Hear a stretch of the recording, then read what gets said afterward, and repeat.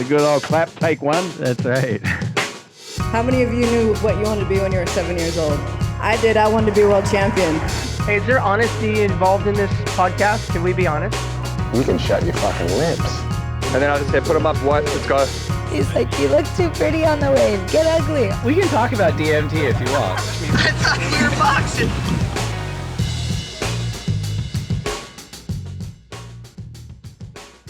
All right, so we are back. We are here for the second installment of the Lineups Break Room after much fanfare for the first installment. And we're joined once again by Lindsay Volk, Dan Willen, Kim Hogan, Henry Bear, and Ryan Fawcett.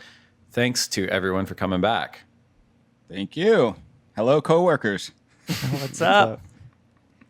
All right, we're going to get rolling on the first topic, which is we just finished the Surf Ranch event where Joanne Defay and Felipe Toledo took home top honors, and we have two more events left before the Rip Curl WSL Finals. Up next will be Mexico in early August, and then Tahiti.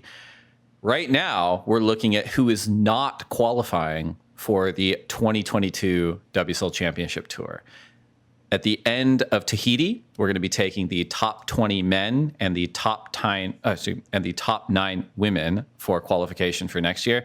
And there are some big names that are currently outside the qualification bubble. Names like Kelly Slater, Jeremy Flores, Michelle Perez, Malia Manuel, Sage Erickson, Macy Callahan, among others. So I want to hear what the group has to say about the people currently sitting outside the qualification bubble. Yeah, I mean, some of those names you mentioned are pretty big, and it makes me kind of sad almost. Like some of these long-standing people on tour, like tour favorites, might be gone very soon. I was trying to think when I was looking at the list before this, like who the one person who really like I would miss the most was. And for me, I think it's Michel Perez. I feel like he's kind of like this relic who was like meant to be on tour like 10 years ago or before, but has somehow survived since like 2009 as the tour has completely changed and like come along and totally revolutionized like all the Brazilians, all the airs. And he's kind of just plugging along, going right, throwing buckets and like sticking on tour. And I mean, he's won like 3 events, I think. But I just feel like he's like one of those centers in the NBA who is coming out of college and they're just really big and they were just meant for like the 1990s or early 2000s, but like they end up doing well. And I just feel like I'm going to miss him when he's gone because I don't think there's anyone on tour like him. Maybe Connor Coffin is probably like the closest one. But yeah, I'm going to miss Michelle. And plus he's just such good energy and he's so happy and positive all the time. I'm going to miss him if he's gone. I hope he makes it. It makes me wonder, is ADS like kind of doing it right? Like I know he's a champion, but like Ace Buchan's also been on the tour for 16 consecutive years, right? And like Michelle, like you said, has been on for a long time and has revolutionized some parts. But like people aren't putting on Michelle Perez jerseys. And like this might be the last year we see Michelle Perez on the CT. So, or Ace Buchan or Kelly Slater. And like, if it is, I mean, probably not Kelly. I guess he might get in next year no matter what if he wants to surf. But I just wonder, like, ADS is like the guy that's going to retire. But there are also these other guys that, like you said, and girls that like we might not see if they don't get back on the tour. I think it's tough because I don't think they were expecting what the future held this year with some of these random events.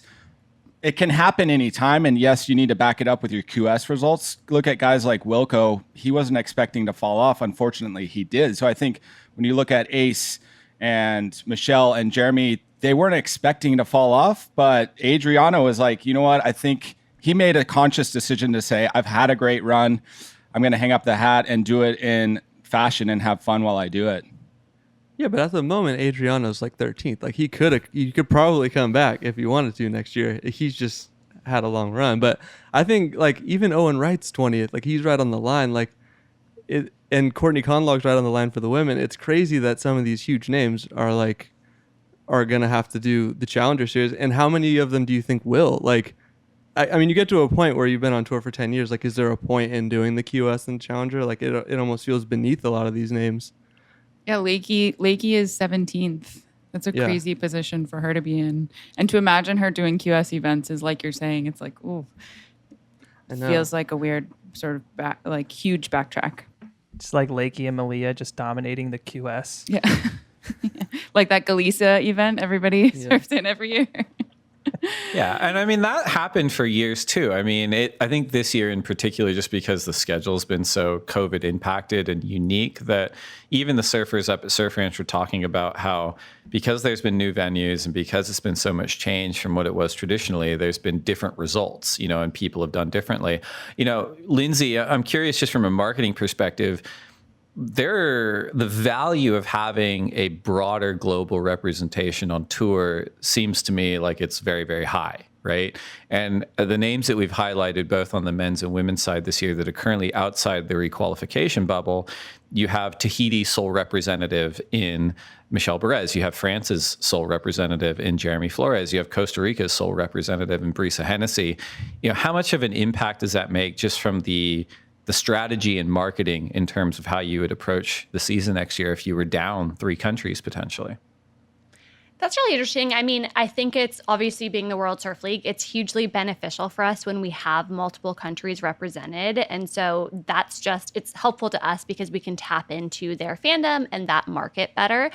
I think that, what you guys were saying about the Challenger Series or the QS maybe being a step down for these folks, I don't necessarily see it that way, because if it was a step down for them, they would have been competing at the level they needed to within the CT. And so I wonder if the athletes look at it that way. I think that the stops, especially as we get into the Challenger Series, they're competitive waves and competitive events. And so I'm not sure if it should be seen as a step down, but more of an opportunity to really prove yourself. And if you're the best in the water, you should win those events, no problem. But yeah, going off like the globalization, I think that it's just a benefit for them to surf in more diverse waves. It's a benefit for us to have a more diverse lineup as well.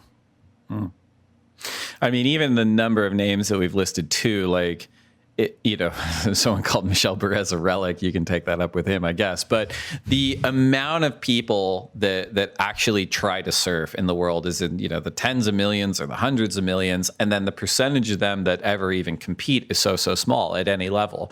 And then the percentage of them that get to the QS is so small. And then the percentage of them that gets to the championship tour is so small. And the majority of surfers throughout the 47 years of the championship tour that made it there and never won an event is huge. Like it's got to be in the 80 to 90%. And you're talking about Michelle Perez, you're talking about Jeremy Flores. These are surfers who have won CT events. Adrian Buchan. It's a major loss, like when someone like that does step away. So it just is interesting that we might be at this place in sort of surfing history. I do think that a number of them, if not all of them, will, if they do not make the cutoff by the end of Tahiti, will take on the Challenger Series. And I can't remember who said it, but time and again, when the CT surfers enter that level of competition, it's like introducing an apex predator into an ecosystem. Like they're so much better because they've been so sharp for so long at the elite level that I give them good odds of requalifying that way too. I've also noticed as we're talking, it's a lot of references to relics, as those seem to only exist on the men's side. We don't really have many sort of like women who have been around for like 20 years. And, we have Steph Gilmore, and she might be sort of like the longest lasting sort of woman on that side. But it's an interesting sort of comparison to look at, Brisa versus, the Jeremy Flores conversation. Like they've had wildly different careers, and thinking about both of those people sort of falling off the CT, I think is a sort of different conversation almost. Well, I think you look at Brisa and it's like she is young enough to where you would expect her to make another run fully. And it's like, Jeremy, maybe not. Dave, back to what you said about like kind of the levels, like certain amount of people make this, then a certain amount of people make this level. Daniel Cormier in mixed martial arts says that all the time. Like there's levels to this. And it's like, you're going to have the elite of the elite of the elite that will win a belt or win a title. But like, you're going to have a bunch of people that make it to that almost elite level or like very, very, very good level and just don't win. And that's the way it is. I had a question for you though, Dave, on injury wildcards and something that gets brought up sometimes. I don't really know how it works at all, admittedly, working for the company even. Like, I have no idea how they're decided, who gets it. Lakey Peterson obviously was injured. She's 17th right now. Like, does she get it? Who decides that? How does it work? Can you explain some of that? It's a good question. I'm glad you brought it up because the whole phrase injury wildcard is actually a misnomer because while they are often given to injury applicants, it's really just a wild card. So any one of us, anyone here in the break room, any one of our listeners could actually apply for the WSL wildcard for next season. And that application goes in front of a review board. If there is an injury associated with your application, it goes in front of an independent medical board that then provide a review of the injury and its impact on that particular competitor's career for the time that they are injured.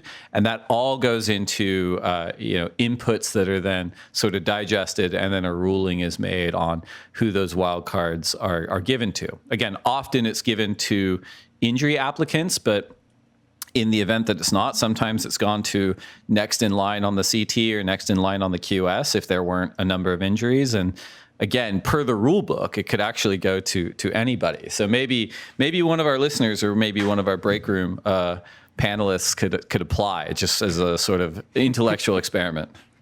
Yeah, sign me up. I'm down. For the men's side, how many are there? There's 2 for the men and 2 for the women? 2 for the men and 1 for the women on the WSL wildcards. You got to think Lakey's going to get it for the women, right? But for the men, there's Kelly, there's Kalohe, and there's John. And I know John has a chance to come back, but say he doesn't. How do you decide between those 3? That's brutal. Jordy, too. Oh, I don't think Jordy's going to fall outside the top 20 though, even if he misses the next 2, right? Yeah, he's sitting pretty high. Yeah. Yeah. It'll be really interesting, right? Because even we mentioned Ace Buchan before, like he was out with he broke his back, in Western Australia. And it'll be interesting to see how the rest of the season plays out. Like Kelly was there at Surf Ranch. One would imagine that if he's continuing his rehabilitation, that he's probably going to surf in Mexico and Tahiti. It's quite possible that he'll requalify through results and performance. And then from what we understand, both John and Kalohe are planning on competing in the Olympics in early August. So if they are, it wouldn't shock me if they did turn up in Mexico and Tahiti and qualified their own way as well. So it really is one of those things that you don't know how it's going to land until the end of the year, until all the applications come in and you review those and then make a decision based off of that. All right, question for Lindsay Volk. Bottom half of the standings right now, starting after number 20. You've got a list of names in front of you. You have 2 wild cards to give out. Who gets your wild cards? Yeah, I'm giving it to Kelly, which is shocking, I know. Wow. I like seeing Kelly surf. I want him back on tour. And then for the women, I would give it to Lakey. I think that Lakey deserves to have it. And I want to see her on tour and see her come back and compete. Who's your second men wild card? Connor O'Leary? Oh, no. I would give it to Kaio because he's spicy. Ooh. Wow. I was just curious. I have to agree with you with Kelly. I love seeing him. And I feel like when he falls off tour, part of me will fall off tour as well because I've just been watching him for so long as a Grom. And it would be a sad day to see him shut the door. But my other men's pick would be Jadson. He has great energy on the tour. He brings so much froth and happiness. Jaddy Baby is fantastic to have around. It's hard to say and pick, but those are 2. I love Jadson. He's like when Dave said that you see some people from the from the CT go back to the QS and the Challenger Series and just wreck shop. I feel like Jadson's done that like multiple times, so I'm not worried about him. I feel like he's so used to it. I mean, I'd love to see him on tour still, but he's gonna like finish first in the Challenger Series or something if he falls off. Yeah, he talked about that on the podcast too, like having to come back multiple times. There's just so many names. There's so many: Kelly Slater, Jadson Andre, Jeremy Flores, Jack Robinson, like Michelle Perez, Freestone, Connor O'Leary, Mikey Wright. There's so many big names that's like, you might just not, a lot of them, just not on the tour next year. Sorry, dudes. It happens. They're not all going to be on tour. But what about, I wanted to get the women's pick too on the wildcard side. I mean, it's got to go to Lakey, right? It's got to be Lakey. She's like one of the top world title contenders. You got to give it to her. Yeah, I'd say Lakey.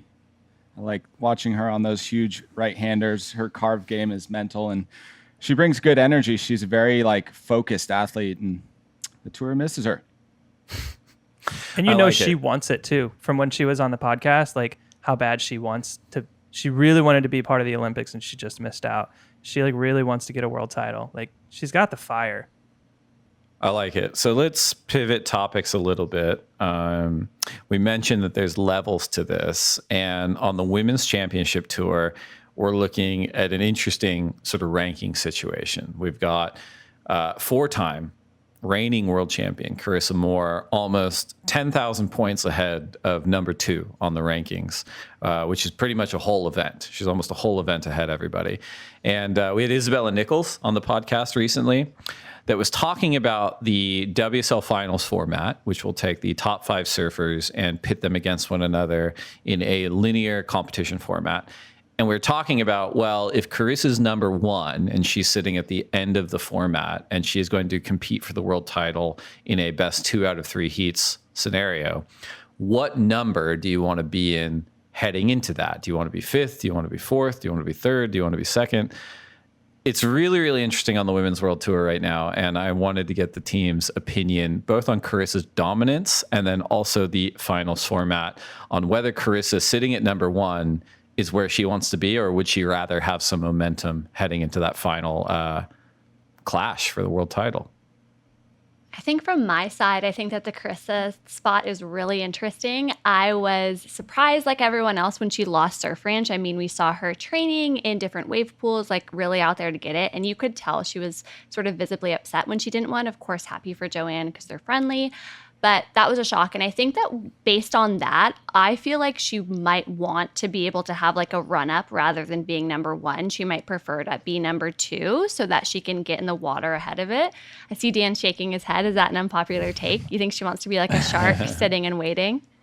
I mean, that's what I would want. I think if you ask most people in most sports, if you could just have a bye to the championship game, they would take it. Like, why, especially when, like, the 5th seed right now is Stephanie Gilmore.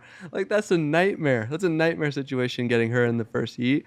And then Sally's sitting there in 3rd. It's just like, I want to be sitting there rested, ready to go on the beach at Trestles, watching everybody lose, and then just show up for 2 heats, 3 heats, and win 2 if I'm Carissa. Like, I'm not trying to go through that murderer's row of challengers. No thanks.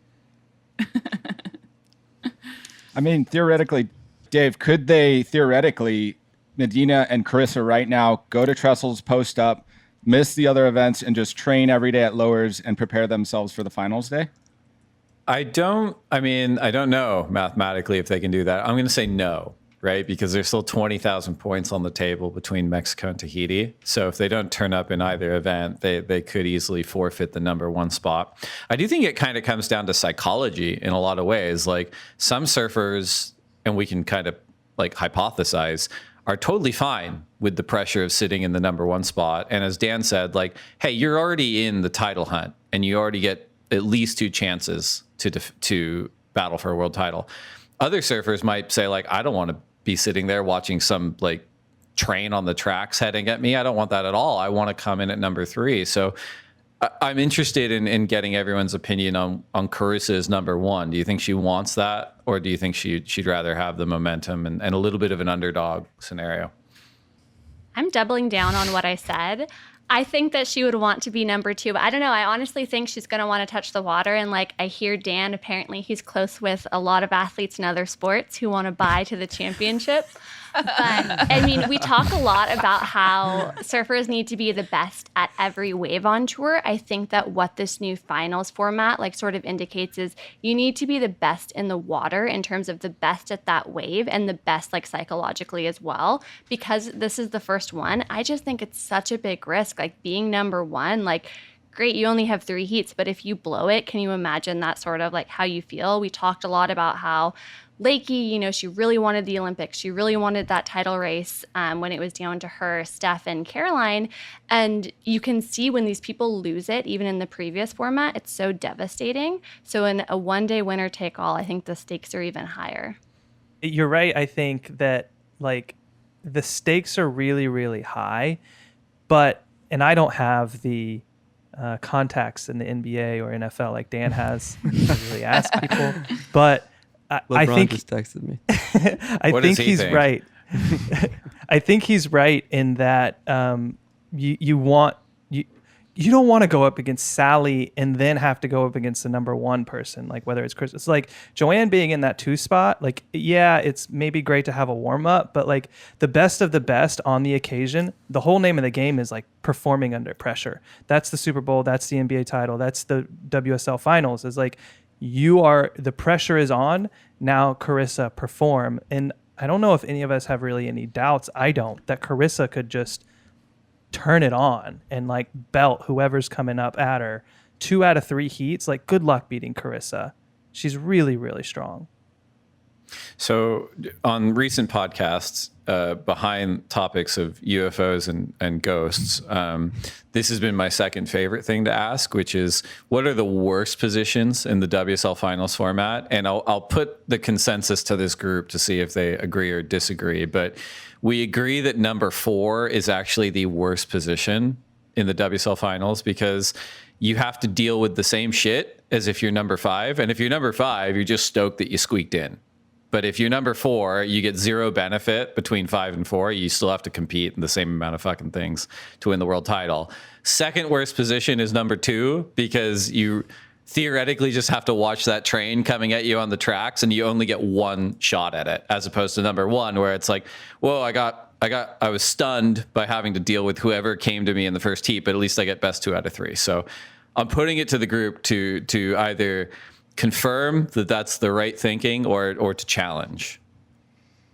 I agree. Yeah, 4 and 2 is not really anywhere you want to be. 4th, I think 5th coming in, that person is like, hey, I'm an underdog. I'm here. I've got no pressure whatsoever. They're just going to bulldoze right through. I totally agree with you. 4 and 2 are not good places to sit at. All right, so we're the team odds all the way for the finals. I agree, but I also would say that number 6 is the worst position to be in. Who right now is Caroline Marks, and you're looking like on the outside looking in. What a perfect segue, Ryan, because I do think sticking on the Women's Championship Tour, the other really, really interesting story thread that we're looking at before the end of the year is that the women, for the first time, will be competing in Mexico at Barra de la Cruz. Last time the men went there was 2006, and the women weren't involved. And then they're also going to be going to Chopu, which is a new venue for, I think, every single one of them. I think the last time the women competed there was 2006 as well, so that lines up pretty nicely. But it's kind of consistent with the theme of this season. It's Brave New World, new events, new venues. Who do we think on the women's tour is going to perform well, both in Mexico and at Chopu? I mean, Caroline's got to be the favorites, right? At least for Chopu, and she's just so strong. And I don't know who's the favorite in Mexico. I think the favorite in Chopu has got to be Caroline, just because of the edit she put out and the time she spent there. But I don't know. Interested to hear. I feel like Carissa is even more threatening, I think, than Caroline, because she has so much more experience just via age and time on tour and time with that wave even. I would also argue Tati. Like, Tati is so good when the waves are bigger, and she's super fearless. I know that Caroline has that quality too, but I think I'm team Tati. I'm kind of torn because Mexico is like a right, and I feel like that puts Tati and Caroline at a disadvantage. But then, like we just said, I think those two might be the strongest at Chopu, so I think it kind of balances out for those. But yeah, I have a tough time going against Carissa, and also Tyler Wright sitting there at 7, just waiting for her chance. And I think, and I know on this podcast she specifically said she wasn't super looking forward to Chopu, but she won pipe. I mean, I think she has to be one of the favorites, if not the favorite, at Chopu. And I think I would love to see her in the final 5, because if her, Steph, and Carissa are in the final 5, and 3 of them, like, that's the last 10 titles in one event. Like, that's crazy. When I think of Barra, I think of right hand point breaks, and who are the 2 best to do it? Steph and Carissa. They have both proven themselves at Snapper and Honolulu time and time again. I'm looking forward to seeing both of them in the final. I think they're going to do really well there. I don't know. I think Tyler. I'm calling Tyler to win it. She's just hasn't had it yet, and I think since Pipe, she's had some lackluster results since then, and I'm pulling for her to just come back strong for Mexico. Well, either way, I think it's going to be really interesting, right? Because we'll kind of put Carissa outside of being threatened here because she's just so far ahead of the field. But you've got Joanne Defay at number 2, Sally Fitzgibbons at number 3, Tatiana Weston Webb at number 4, and Steph Gilmore at number 5. They're all within, 5,000 points of each other. And then, as you pointed out, number 6 is Caroline Marks, who could arguably be a threat at both Mexico and certainly Tahiti. And then number 7 is Tyler Wright. I don't think any of the top 5 outside of Carissa are safe, and I'd be looking over my shoulder in a big way if I was looking at who's 6 and 7 on the rankings. Yeah, you can't feel comfortable. That's one thing I was thinking about when we were talking about the which seed would you want to be the most.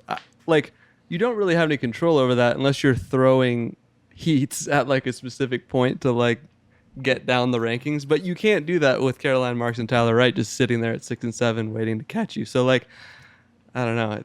Those two are scary.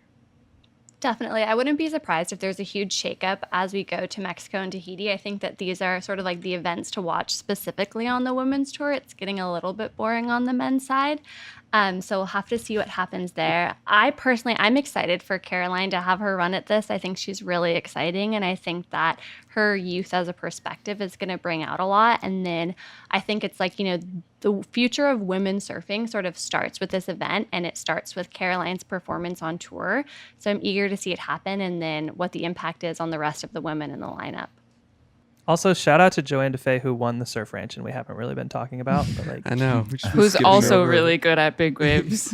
Yeah, and barrels on her forehand. She could do really well in Mexico. And her backhand. She's from Reunion Island, and she's she's a huge threat. We did mention that she won Surf Ranch, just to be fair, but she could be a huge threat. I think out of anyone on the men's and women's tour, she's sort of the silent assassin of everyone. No one expects her to win, but then when she does, everyone's like, oh yeah, that makes sense. It's just there's a weird dissonance with someone like her, but I really. I'd count her in. We're going to take a quick break for commercials, and when we come back, we have some more segments. All right, we're back with the lineups break room. For the third topic, we're talking about reigning men's world champion, Italo Ferreira. Now, when we were kicking this around in our workshop, we talked about how he really came out of nowhere. His rookie season was in 2015. He qualified in 2014 by finishing 7th on the qualifying series. But the year before, in 2013, he finished 222nd, only surfing 4 events. Long story short, in contrast to virtually every other world champion and or frankly title contender, at least in my experience, but we could say in history, just to be hyperbolic, Italo Ferreira really came out of nowhere. So my question to the group is, what do we think of this? Should the world have more out of nowhere world champions, or does the surfing world, including the WSL, need to be on the pulse a bit better? I sort of think it's not an or, but it's maybe both. I think that the WSL does need to be on the pulse a little bit more in an effort to have more sort of out of nowhere world champions. I think that we sort of probably miss a lot of really talented people via the pathway to the CT. And I wonder if there aren't other means of finding these incredible talents, especially considering how many resources are required to be on a tour like the QS. If you consider a lot of surfers who don't have major sponsors, who can't sort of fund this type of thing, that leaves off so many people who might be just as good as Italo, who might charge their first year or their second year and beat McFanning at his final event, Well, when we say that, Kim, do you think that you're sort of calling out the people in this room, is that on us to be identifying, and is that sort of our jobs to be better at that? And maybe we can work on it then. Yeah, I would definitely say that it's in the building. I think it's a responsibility of people who work at the WSL. Like maybe there is someone who scouts for tours or something in the way that lots of other sports seek out their talent, as opposed to sort of tournaments on their way in. I think that could be an incredible way to find people who might not have the resources or might not be from the expected places, to put them on tour and find them and sort of give opportunities where they didn't exist before. Is that something that maybe we could do with wildcards? For instance, maybe there's wildcards out there who aren't competitively doing very well in the QS, but maybe they just rip very well, and we decide to be like an A&R scout and go scout a wild card that might do well at an event. I think Kim, you said it when it's like the people who are in places that we might not expect, because you have your Sierra Kerrs and your people who are coming up that are like kind of blowing us out of the water, but they're in all the places that you expect. So it's like, who are these people that are coming? I mean, you look at, and I don't like to always compare to other sports, but I kind of do like to always compare to other sports, is like the NBA, right? Yeah. We know who's the 12 and 13-year-olds and 14-year-olds in Greece, in Italy, who are like coming up and probably going to be on the Thunder in like 7 years with all of our draft picks. But like, we know, we're already eyeing them. We already see. But for surfing, outside of those Sierra Kerr types, or name another, young gun that's doing these big airs in Hawaii or Australia or Southern California, you don't have, and maybe it's partly the media too. Maybe the media needs to focus on, the media being WSL and other outlets, find, these young guns in Indo or other places that, France or Spain or Portugal, wherever that might be able to blow up given the right opportunity. I think that's really important, and like that's exactly what we're looking for, right? And if we think back to sort of part of our 2021 tour transformation, I know everyone got caught up in the finals, but one part of that was sort of like the regionalization of the QS, and I know on like the Meg Bernardo episode we touched on that, and even as a league we're still figuring out what that means. But I think a part of that, as we do go region by region, it allows that to shape up in a way where, like you referenced the NBA, that's why this sort of like business infrastructure that everyone hates, it's really important, because that's how you fit in. It's all a puzzle piece, right? And I hope that will give those people an opportunity where you're on a more equal level playing field in individual regions, and you can become a star in your own place and rise up to the top. Yeah, I was going to say, I think it's an interesting point in terms of the WSL's role in identifying talent, right? Because before the acquisition, the arbiters of talent were largely industry and media based, right? Owen Wright, before he was a CT surfer, got wildcards in Rip Curl events because he was a Rip Curl team rider. Italo Ferreira didn't have sponsors that had CT wildcards. He rode for Oakley before he rode for Billabong, and Oakley didn't sponsor CT events. So he didn't have the avenue to get that kind of attention. So in a way, the WSL's purpose as a platform and a framework for merit-based performance did him a lot of good. But now that we're in sort of a brave new world where the industry's role and the media's role is somewhat different, it's a good point where it's like, well, who's arbiting talent and how are we getting them opportunities to appear on the radar, at the appropriate time? And I think it swings both ways. Like, there's probably unearthed talent that we've not given the right opportunities to. And there's probably some hype machines and young kids that we're giving way too much to too early. Right. And that's not unique to surfing, but it's pronounced in surfing for sure.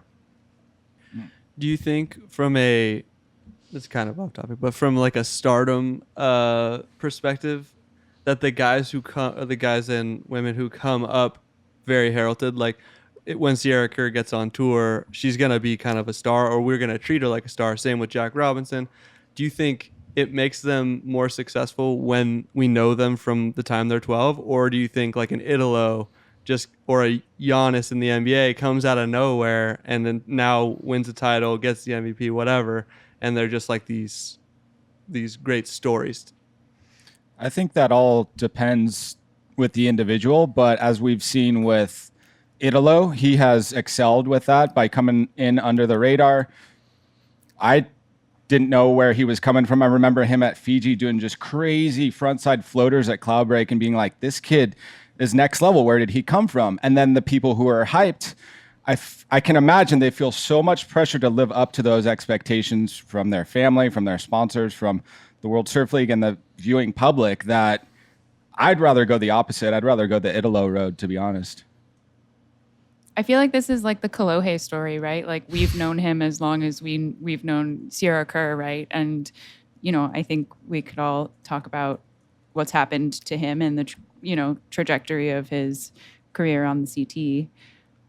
I think that's totally right. I mean, you can apply this to virtually anybody, like Morgan Sibilic. Like people are like, oh, it's unexpected that he's doing so well. It's like, hey, he's out there belting the shit out of world champions. So like, no, he earned like his spot right now and he earned his attention.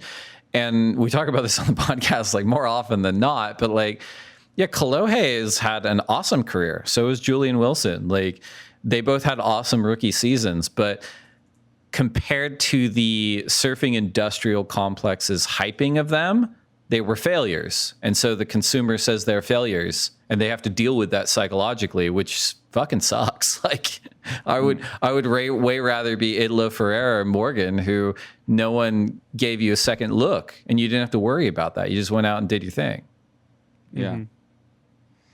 Yeah, I think it's like what you were talking about earlier, like so few people make it on tour and even fewer ever win an event. But those guys that you just mentioned, like, have won events. They're very successful surfers, but because they were hyped, Julian Wilson's a pipe master and a Triple Crown champion, and people are like, "What a failure!" Like, I mean, not on this podcast, just to be clear, Julian, but like in general, like you hear the anonymous commentariat on all these shitty blogs be like, "Hey, he didn't live up to expectations." It's like, well, like he surpassed really like any human expectation you could throw at him, but he doesn't have a world title. Same with Jordy. And Kolohe has finaled plenty of times. It's just that getting that 1 inch closer to that W. But that didn't make him feel any better. And No. I believe in him. I'm rooting for him, brother. You got this. Me too. Yeah, me too. But yeah.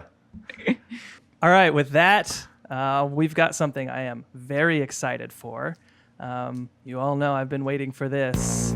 Ladies and gentlemen, it is time for some trivia. Welcome to the soon-to-be hottest game show in surf podcasting, Dave Prodan versus the Field. Before we start, I must give a shout-out to Andrew Schlecht and Alex Spears, who host a Saturday Slam and Jam podcast on the Athletic NBA show, because I am shamelessly copying this great segment from them. So go check out their podcast. But it is time now for Dave Prodan versus the Field. This is a trivia show where Dave will go head-to-head against our break room panel to answer trivia questions about mostly surf-related topics. I say mostly because my nickname for Dave is actually the person that knows the most about surfing out of anyone I have ever met. It's a really long nickname for him, so I usually just call him Dave. But anyway, because of that, I wanted to include some other topics that Dave might not know. Now, I can already hear some of our listeners out there saying, "Hold on a second, Ryan. That seems unfair to Dave. It's almost as if you are intentionally stacking the deck against him in the hopes that Dave will lose." To which I would respond, "You are absolutely correct. This is a game that we hope Dave loses." This is also a great opportunity for the break room panel, because if they win, everyone knows that they're smarter than Dave. And if they lose, well, the downside is bottomless, knowing that 4 people couldn't even take down 1 person on his own. A fun game for everyone involved. All right, everyone, thank you for joining us today. Are you ready to begin? I love that disco, man. Slap at a bass. That was a great intro. I think we lost Kim.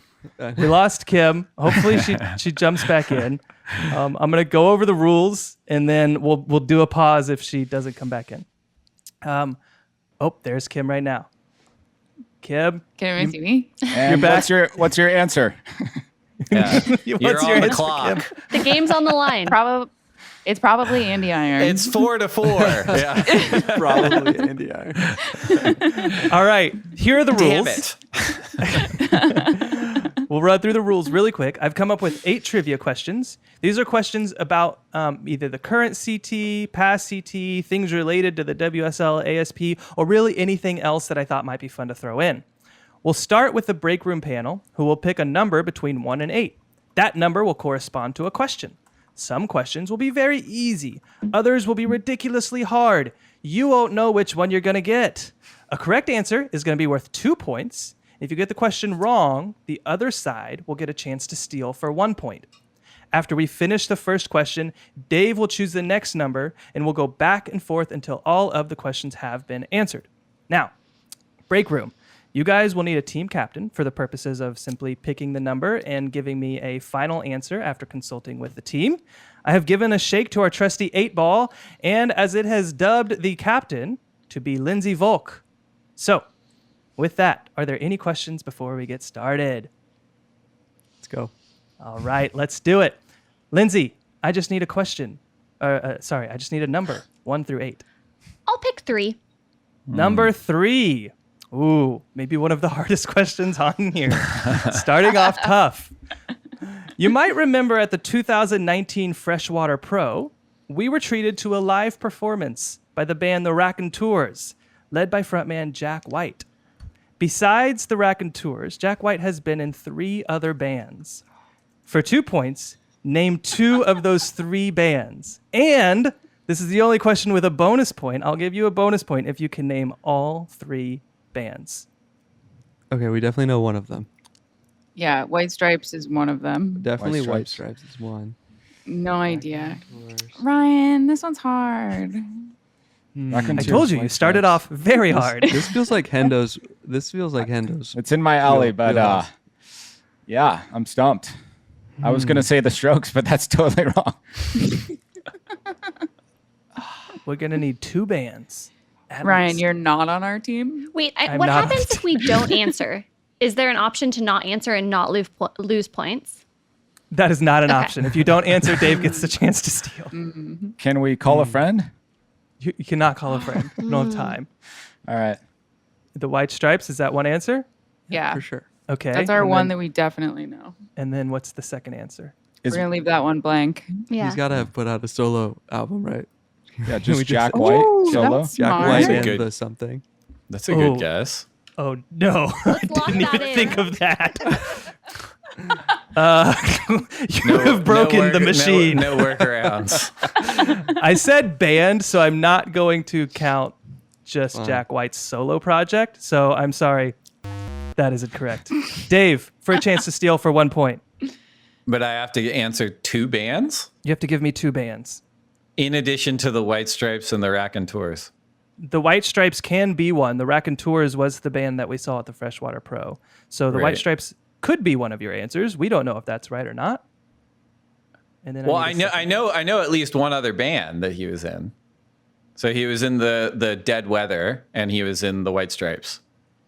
That is correct, Wow. Dave. Great. With 1 point right off the board. Fear me, everyone. It's literally the only music trivia question I could have answered. I quite frankly thought that multiple people on the break room panel would get it and that Dave would be stumped. So this might be harder Dave than I only thought. listens to artists who have played at Surf Ranch. Pretty much, yeah. That's his whole Spotify playlist. Either them or Isaac Brock. That's it. If you ask me one music question outside of that, I'm fucked. The bands that he was in, you were correct. The White Stripes, the Dead Weather, and the third band, the very first band he was ever a part of, the Upholsters. So he's tall too. Just on a personal note, when I stood next to him at Surf Ranch, he's really tall. He's like 6'4". It's a tall Did he get man. a wave? I didn't see him get a wave. No. I don't think he did. Dave, we need a number 1 through 8. 5. Number 5. Ooh, this might be a chance for the break room to steal. Let's see. The Tokyo Games are quickly approaching. Leading up to those games, the WSL Championship Tour has qualified 10 men and 8 women for the Tokyo Games.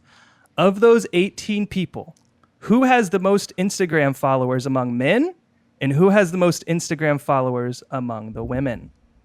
Probably Gabby for the Well, men. that's Dave's turn. Oh, sorry. Help me. Oh, I'm so sorry. Help me. Not us again. Well, that one was obvious. I was going to guess Gabriel Medina for the men, and I will guess Stephanie Gilmore for the women. I don't know.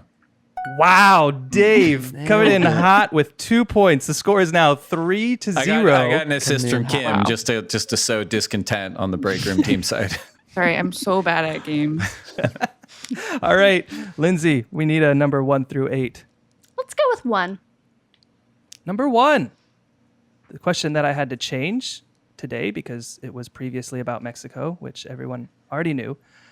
A perfect heat is a heat where a surfer scores 2 10-point rides, totaling a perfect 20. While the Women's Championship Tour has yet to have a perfect heat, a handful of women have gotten very, very close, with the highest heat total recorded to date being 19.77. This has been done twice. Name the 2 women that are tied for the highest heat score total to date at 19.77. Where what? Can you tell us where it was? Sure, I'll tell you where it was.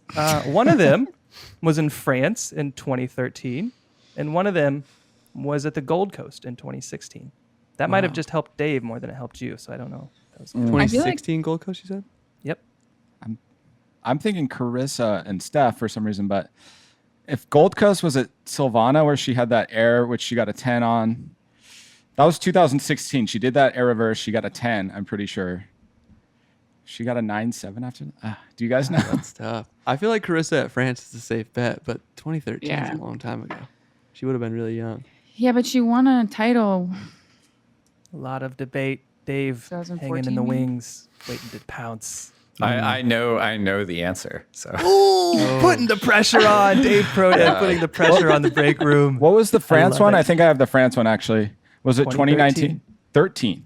2013 France. Ah, never mind. And 2019 Gold Coast. 2016 Gold Coast. Oh my gosh.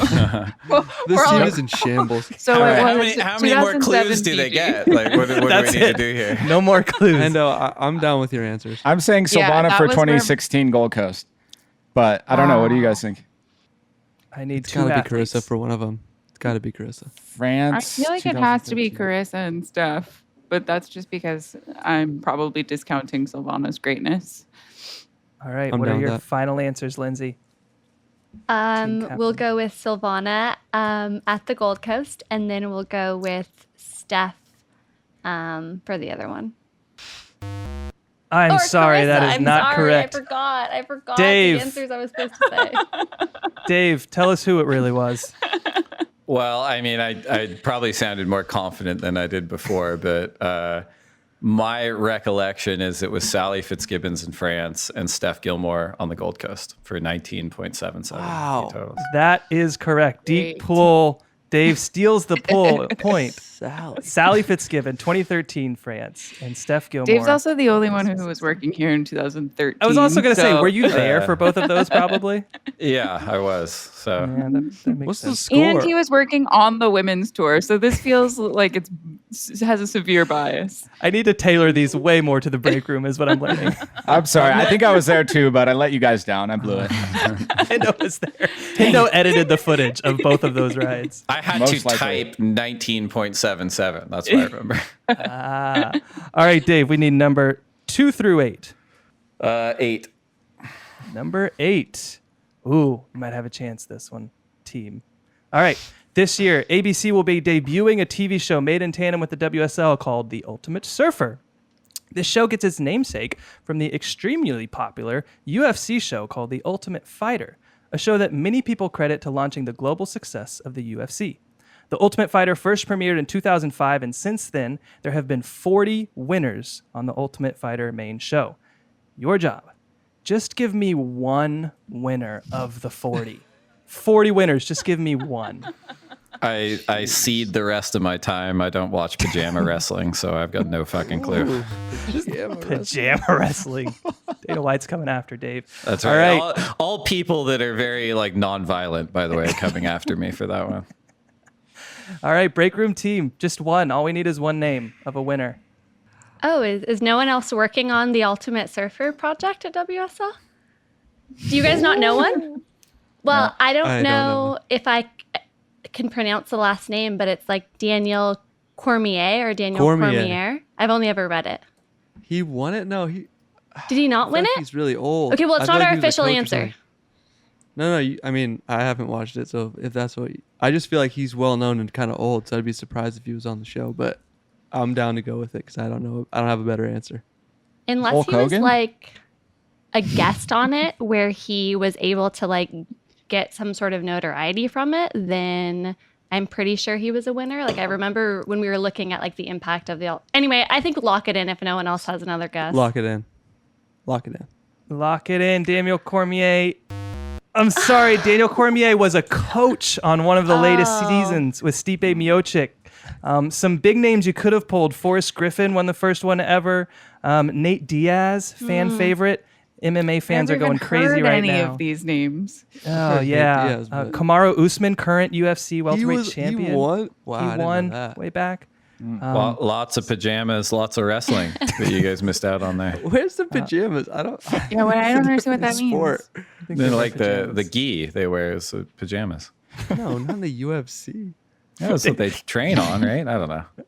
All right, break room. We need a number 1 through 8. The score is 4-0. You still have a chance. Oh, we got this. No, they don't. Like they lost. They can only get 3 points. They could steal points. Yeah, we still have a chance to get more They than can 0. steal points. You stole 2 points from them.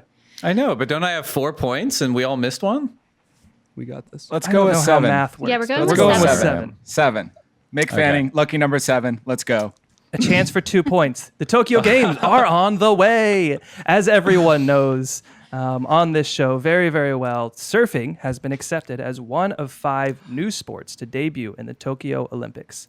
What are the other 4 new sports? We gotta know all of them. I know definitely rock climbing Okay. or Skateboarding. I know one other one. Skateboarding. Baseball is back. I don't Okay. know if it's new, but it's back, and soft baseball is back. I know one. It's breaking, like breakdancing. Actually, Yeah. I've not heard We that. have that's that's 5 definitely then that new. we've got.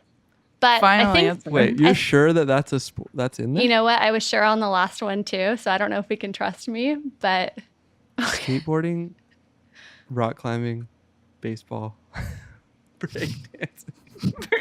okay, well, Can we submit breakdancing in case baseball doesn't count? you need to that's submit 4. all 4. Or is that your final answer for 4? Yeah, but it's Wait, Dan. let's Can think- you let's count just us off think. again? I like it when you hold your hand up and do it. It's rock climbing or speed climbing, baseball, skateboarding, and there's no way it's Breakdancing. there's no way it's break. okay. Breakdancing. I've heard that before. Yeah, though. if I it's feel like that not might be in true. Tokyo, I think it's in Paris. But maybe I'm just so far ahead. We are looking for Tokyo Games. We got nothing else. Let's Yeah, we've let's got go with nothing else. breakdancing. All right. Final answer is climbing, skateboarding, baseball, and breakdancing. I'm sorry, that is not correct. Dave, could you give us 4 sports? I can. Dave, I'm sorry. It's skateboarding, sport climbing, baseball, and karate, in addition to surfing. That is correct. Karate. That isn't Lindsay, very, very good knowledge, though. Breakdancing will be part of the 2024 Olympics, says the Google Nice. search that I just Wow. did. But Dave, I knew this would be hard, but I did not know it would be this we hard. can't get shut out. You got to You can get shut out, Dan. It's mathematically possible. You have 3 more options. This is gnarly. Where's more the surf chances. questions? Dave, we need a number 2, 4, or 6. Oh, we don't like even numbers based on this podcast. 6. Number 6. Of all of the current active women's CT surfers, Steph Gilmore tops the board with the most CT wins with an astonishing 31. But who, among the active female surfers, has the most appearances in a final without a win? Oh. Ooh. Ooh. I stumped the Schwab, maybe. Sure. I mean, this is like the major league, like leads the league in second base steals on opposite Wednesdays in the month of March. Yeah, you got me on that one. It's not. It's most, It's very most specific. finals without a win. It's very specific, Ryan. It's very specific. Well, you have Most to give me an answer. You have to give me a specific answer. without a win. Active. Keely Andrew? I'm sorry, that is not correct. You have a chance, break room, to not be shut out. You have a chance to Can you steal tell a us what point. the number is? Oh, wait, we have to How do many this. finals they've Yes. made? They've made 5 finals. I feel like this is Sally. 5. No, Sally's definitely won events, right? Yeah. No, yeah, but he's saying the number of final. Oh wait, you're saying but has never won the event, any event. Correct. And it looks like Hindo is dropped off because of bad connection. I don't know if you guys. He's probably there screaming the answer, but we can't hear him. And they're currently on tour? I know who won. They are currently on tour. Dave is remiss because he knows the answer, but It's okay. For some reason, I thought she won one, but it's my fault. So Currently on tour, never won an event. So wait, we can throw away half the tour like just by counting them off, right? Like, Yeah. Carissa, Joanne, Sally, Tati, Steph, Caroline, Tyler have all won. Yeah. Right? So they're out. Isabella Nichols is a rookie, so she doesn't count. Doesn't have enough finals. Courtney's won Courtney events. Conlog's won. Oh, Keely Andrew Malia? was wrong. No, Malia's won. Ooh, it could be She's Malia. been on tour for a long time. Bronte? Ooh. Ugh, I don't think Nikki's Sage, Brisa, no. I'm saying Malia or Bronte. Leaning Malia because she's been on tour for longer, I think. Lindsay? But has Malia won Maui before? I don't think she did. Has Sage won an event? Yeah, she won the U.S. Open. Oh, when it was still on like the 3 CT. years ago, maybe. Right. Yeah, I mean, I think we need a final answer. let's go with Dan's answer of Malia. Malia Manuel. The break room gets a point on the board. We didn't get Shutout is gone. Dan. That's a win. Shutout is gone. Yeah, Number any 6 points is are off the better than board. 0. Better luck next you have time, a chance Dave. to I know.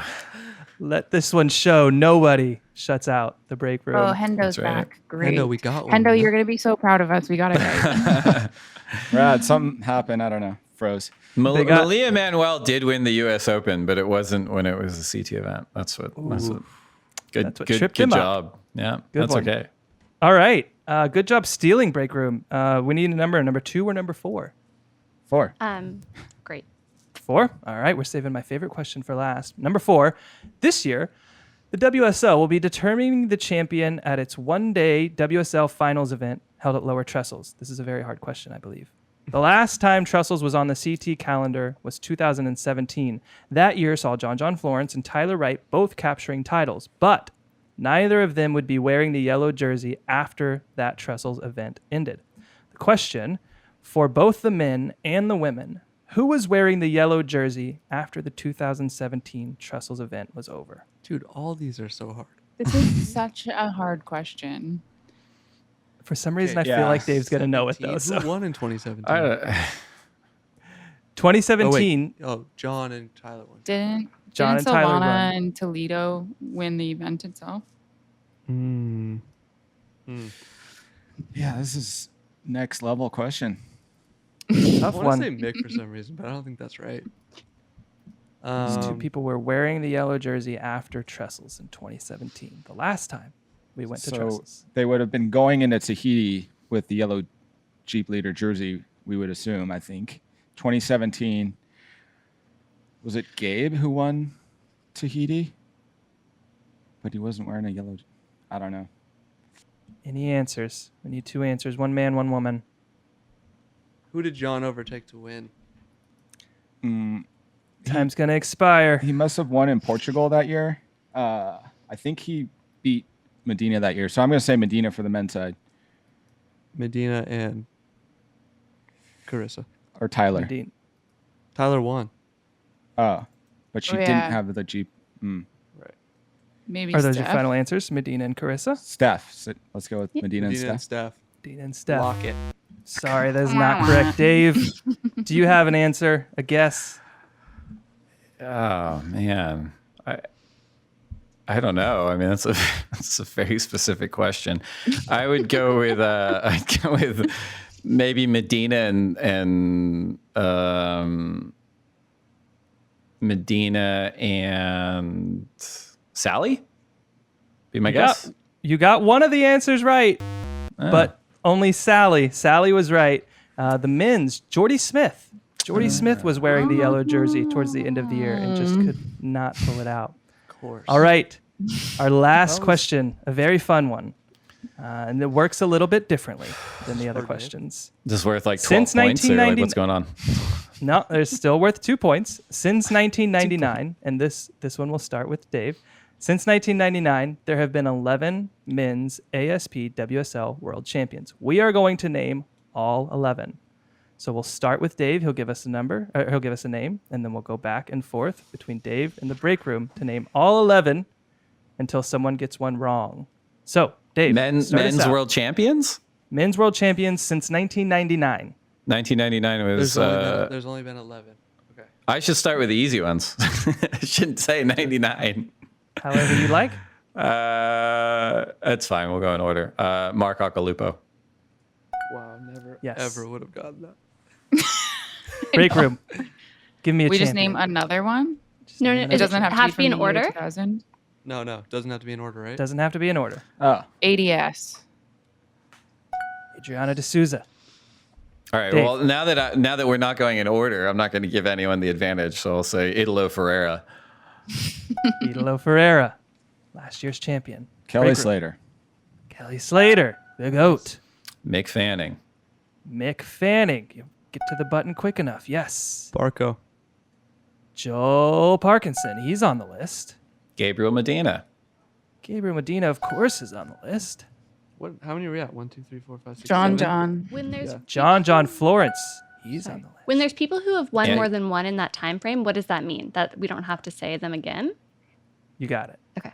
Yeah, there's only 11. There's 11 in 20 years. Okay. Dave? Andy Irons. Mr. Irons himself. Yes, he's on the list. 1, 2, 3, 4, 5, 6. What do we There's have? only 2 left. There's only 2 left. 2 left. Aki, ADS, Italo, Kelly, Mick, Parco, Medina, John, and AI. Who are we Go. missing? That's Wait, sorry. 99. is CJ Hopgood Oh, in there? yeah. Yeah. CJ Hobgood is on the list. Dave, 2001. can you finish us out for the 2 points? Absolutely. He won in 2000. It was Sonny Garcia. Sonny Garcia, take it out 2000. Dave has won the game with a total score of 7-1. Good effort by the break room. Lesson learned from me to make this game much harder for Dave in the future. Tune in to the next break room. Hopefully, if I can find questions that are harder for Dave, maybe less Women's Championship Tour surf questions. Next time on the break room, congrats to Dave. You have won this round of Dave versus the field. All right, with that, we're going to take a quick break to get a word in from our sponsors. And when we come back, we're going to do the mailbag. Okay, we're back. Before we get to the listener questions, our listeners might remember last break room episode, we had a segment called Unpopular Opinion. We got some great feedback on that segment, and so we wanted to do a little bit more with it. We have set up a voicemail box, so now you, the listener, can call in with your unpopular opinions, possibly have it played live on the show, and we'll discuss it. All you have to do is call a number and leave us a voicemail with your hottest takes in your unpopular opinion. That number is 657-210-2642. Don't worry, that number will be in the show notes as well. So just give us a ring. Normal charges apply. It's a US-based number, so if you're an international listener, just know that going in. But yeah, we want to hear your unpopular opinions. So give us a voicemail. Let's jump into the mailbag. Some Instagram questions we got from the community. We always try and respond to all the messages as always, so feel free to send us any messages, questions you have, and we do a call for questions as well. So the first question comes from Silani. If you didn't work at the WSL, where would you work? I would love to work in food because I love food. Ooh, a restaurant? Any specific type? Wherever would take me, I guess. With zero years of experience. I'm with you. I'd love to work on like a travel channel show or something like a Bourdain style show, something traveling with food and culture and stuff. Nice. Dan, what about you? I worked in entertainment before this, but I don't think I'd want to go back to that. I would like to work in sports, some other sport, NBA preferably. I'm with you. Yeah. Lindsay Volk. If we're talking dream jobs, I would also like to work in food, but I would like to work in marketing for like a fast food conglomerate such as McDonald's. Whoa. Wow. I love that. Taco Bell marketing is incredible. Oh, don't even get that- me they do started. Great stuff. Yeah. Dave, burning ears want to know if you weren't working at the WSL. Park Ranger, easy. Whoa. Easy one. Park Yeah. Ranger. Which park? Oh, hopefully somewhere in Ventura County, But yeah, it'd be, Close to home. well, it was somewhere where I could just walk out of bed and have some black coffee and write some sonnets about rocks like Edward Abbey. I'd be a happy camper. Literally. Love it. All right. Next question comes from _Reese Perez _ Interesting question.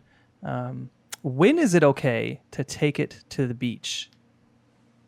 Endo, what do you think?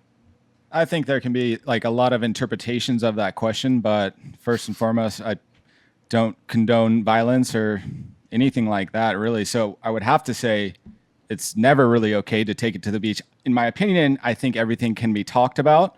If adrenaline is pumping and it gets to a physical altercation, it's best to walk away, best to chat it out. I've had loke dogs bark in my head off, and I've been able to either talk logically back to them or paddle away and just go on with my day. But let's hope other people are fortunate enough to have those experiences. I don't know. I mean, I would probably say never.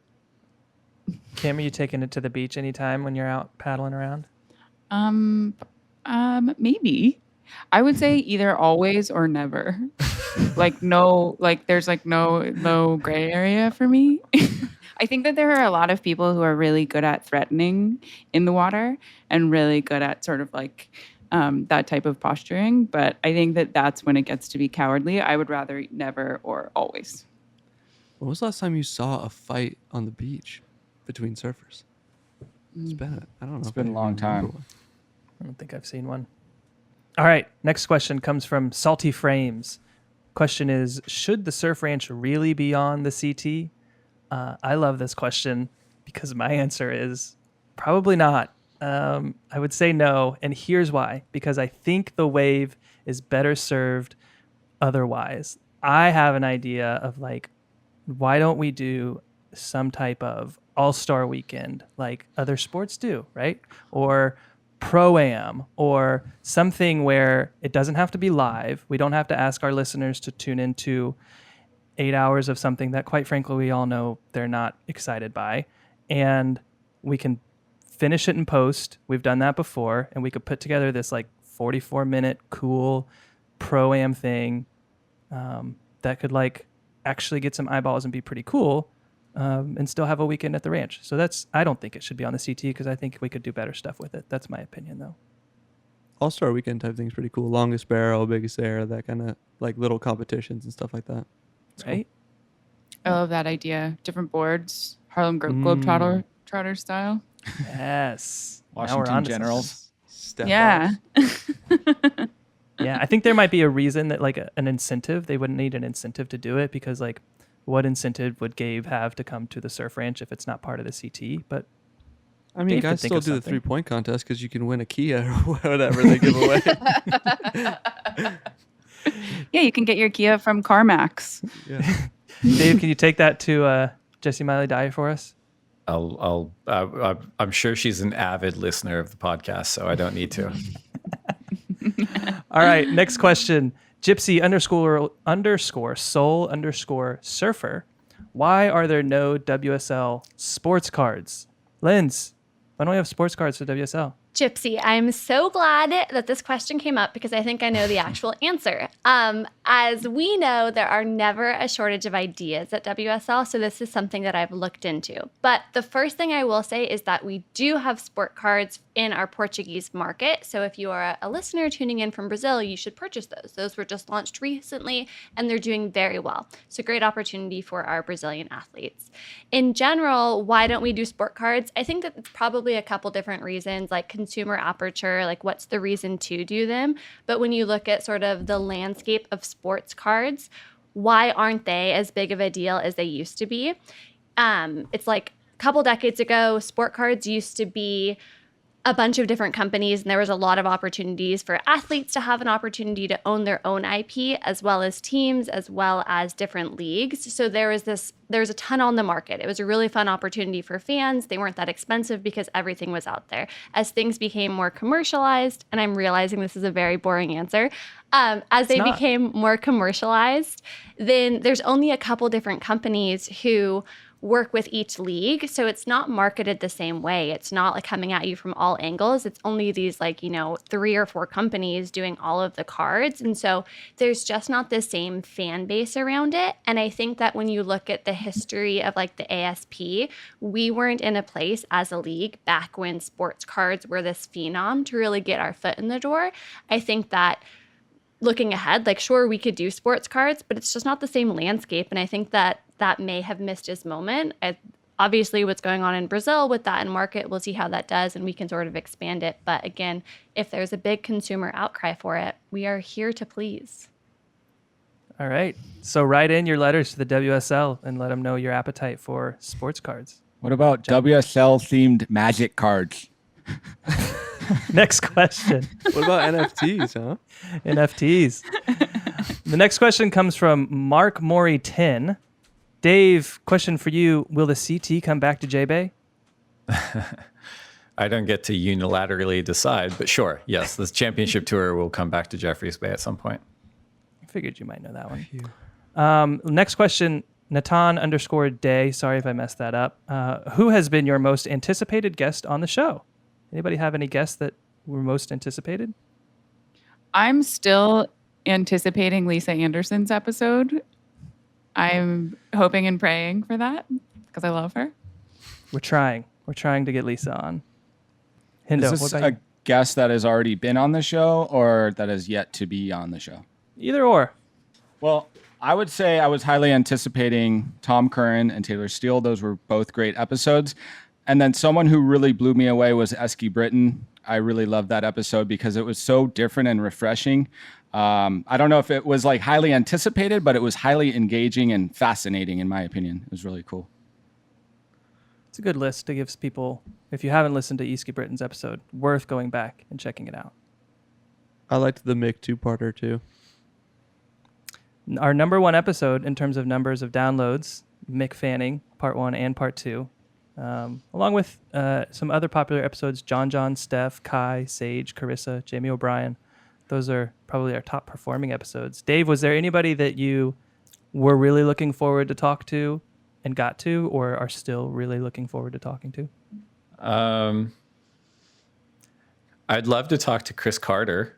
Chris Carter was once the editor of Surfing Magazine and then went on to create and write The X-Files and Millennium. So I would just want to seduce him onto the podcast and then just geek out over real sci-fi nerd convention questions in season 3 episode 2 titled The Paperclip, there were some inconsistencies in canon. That'd be 90 minutes of me torturing Chris Carter about that. I'd like to do that. I love that answer. Also had a big career as a Minnesota Vikings wide receiver, so he's gotten a lot done. Good for him. All right. Next question, Gabriel P. Silva asks, will the Rip Curl Finals at Trestles be open to the public? And is it a must that it will run all in one day? Dave, I think this is probably pointed at you since you have the most info there. Yeah, so I think the open to the public comment is sort of COVID contingent, but as it stands now, yes, it will be open to the public. Is it a must that it runs in one day? The answer is yes. So the actual finals format is 5 to 6 hours, depending on how those best 2 out of 3 final series go with the number 1 seeds. And I think that's the idea. We want to be able to say, this is the very best day in our window every year at this venue. We're going to lock in 6 hours and everything's going to be on the line. The surfers know they're going to perform. The audience knows it's going to happen. And yeah, so hopefully that answers the question. And yeah, I'm looking forward to seeing how it goes at Lower Trestles. Same. All right, next question. Blake Davies wrote in a direct message. Should there be a trophy for the most consistent, i.e. most points accumulated during the year? Why not acknowledge that person as well as the finals champion? I think you made a great point, Blake. I would love to see something like a regular season MVP as we have in other sports. we probably should be acknowledging, right? I mean, that's my point of view. I think we should acknowledge whoever did the best during the year. What do you guys think? Especially in a year like this where we have two people who are way, way ahead in the rankings. And if they don't win, then they should probably be remembered for dominating the first 10 events or however many we have this year. But yeah, I'm cool with it, I guess. But it's whatever. The title's all that really matters. Is it though? Title's all that matters? Yes, it is. I think that person who gets on a hot one the entire year, I mean, the year is a slog. They're spending a lot of time away from their family, friends. They've dedicated their entire lives to get to this point. So someone like Medina, who's got a stranglehold on the title as it stands right now, you hear a lot of people talking about this right now. If he were to, God forbid, have a shocker of a day on the finals day and not make it as the world title champion, I think he definitely deserves that recognition going into it, how dominant he was, because he put so much into it. All these athletes put so much into all these heats. All right. Dave, go get us a regular season recognition, please. I think we're going to have it. I think we're going to have it. And in addition to being the number one men's and women's seed at the end of the season, moving forward, I think there will be an award for it. I think there will be a trophy for it. But I do think everyone does need to, people don't need to do anything, but I think that everyone is eventually going to shift their mentality to the world title is now decided between the best surfers of the season beating the best surfers of the season with everything on the line, as opposed to sort of an aggregate ranking where, maybe their contender went down in a slow heat, went down to a wild card, and, the world champion was crowned while they were, on the toilet or something. I'm excited for the finals format moving forward. Okay, next question, last question from Kurt_P5. How do you see the the tour format going forward? Will it stay how it currently is, or will it change again? Linz, are we going to see another change in the tour, do you think?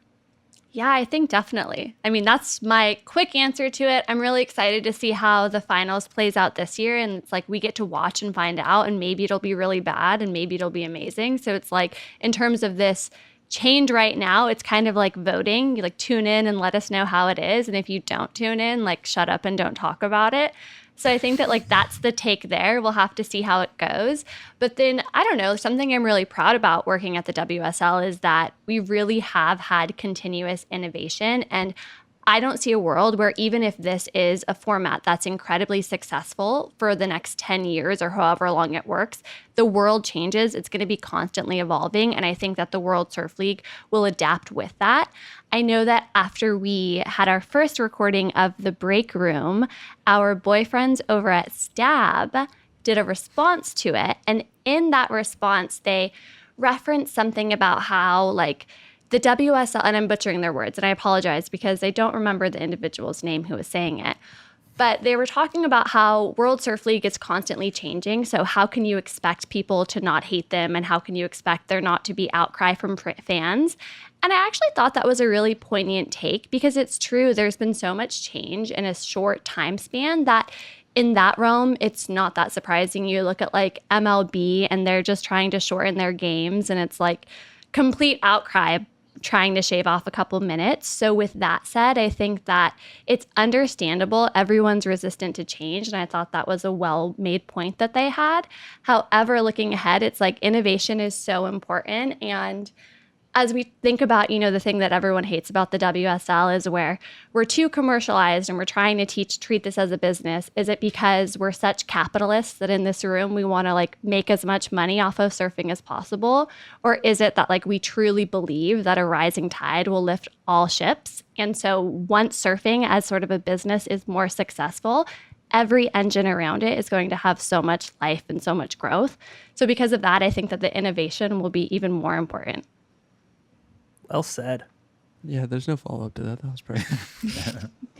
It's beautiful. Thank you. Dave, you want to sign us off? I have nothing to add to Lindsay's comment. I think we should just have a mic drop sound effect after that. But I appreciate everyone coming back for the break room. We'll be back in a month or thereabouts. Everyone stay safe and have fun. Be good to each other and yourselves. You.